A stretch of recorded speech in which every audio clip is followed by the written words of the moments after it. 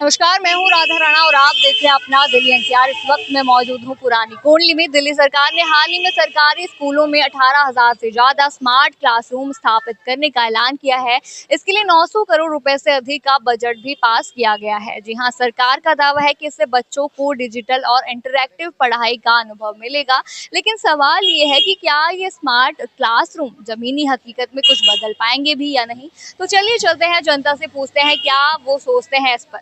स्कूलों में अभी नमस्कार मैम। अभी जी 18,000 बोला जा रहा है कि स्मार्ट क्लासरूम लगाए जाएंगे, आप क्या सोचते हो उस पर? मैम मैं आपको बताऊं, मुझे लगता नहीं है कि लगेंगे, क्योंकि बहुत वादे तो लंबे लंबे चौड़े होते हैं पर होता कुछ नहीं है।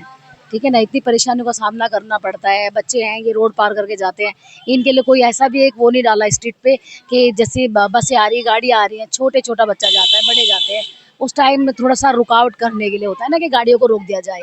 नहीं, ऐसा कुछ भी नहीं है। इतना भयंकर तो जाम लग जाता है।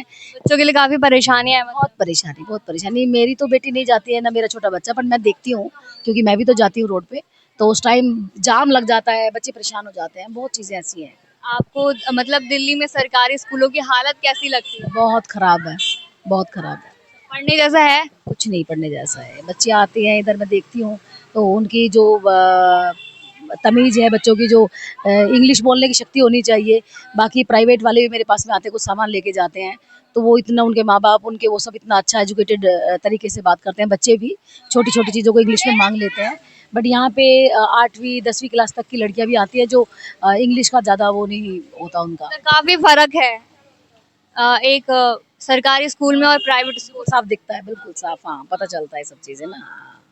आपको लगता है कि सरकार को कुछ करना चाहिए सरकारी स्कूलों के लिए भी? हाँ, कुछ तो ये अच्छा ऐसा करे जो प्राइवेट जैसे वो है, वो 100 का 100 निभा के चलते हैं, ये इतना कम करते हैं, तो थोड़ा तो एटलीस्ट पता चले, थोड़ा तो पता चले कि थोड़ा सुधार है, बदलाव हुआ है। बच्चे वहाँ के भी एजुकेटेड दिखाई दे रहे हैं, लग रहे हैं बात करने से, तो वैसा कुछ नहीं होता। हाँ। ठीक है मैम। हमें नहीं लगता कि बेहतर होगी, मुश्किल है ये। अगर हो जभी तो, और उसके बाद देखी जाएगी, वैसे उम्मीद नहीं है। तो आपको लगता है कि सरकारी स्कूलों में अभी है काफी जरूरतें हैं चीजों की? नहीं, सरकारी स्कूलों में तो पढ़ाई जो हो रही है वो ठीक हो ही रही है, और क्या होगा। सरकार इस बार वादे तो कर रही है कि ऐसा ऐसा किया जाएगा। ऐसा है कि सरकार कहती सब कुछ है, लेकिन करे तब है ना। अब छः छः महीने के इलेक्शन में एक भी वायदा पूरा नहीं हुआ अभी, तो आगे अब क्या होगा ये तो सरकार जाने। फिर आपको लग रहा है कि आजकल के जो बच्चे हैं वो पढ़ाई में इंटरेस्टेड हैं, पढ़ाई कर रहे हैं? आजकल के बच्चे जितने पढ़ रहे हैं उतने बिगड़ भी रहे हैं, है ना। ये हाँ, हर चीज हाथ में है उनके। ये चक्कर है कि बच्चों के बिगड़ने की सारी देन है मोबाइल की। इससे 20% फायदे हैं और 80% नुकसान है, इसमें सरकार का कोई ध्यान है नहीं। तो बच्चों का पढ़ना न पढ़ना तो बच्चों के ऊपर डिपेंड है, क्या करेंगे क्या नहीं करेंगे। तो ये जो स्मार्ट क्लासरूम बनेंगे, तो जहां एक तरफ सरकार डिजिटल इंडिया की तरफ कदम बढ़ा रही है, वहीं दूसरी तरफ जमीन पर इन कदमों की असली परीक्षा स्कूलों में ही होगी।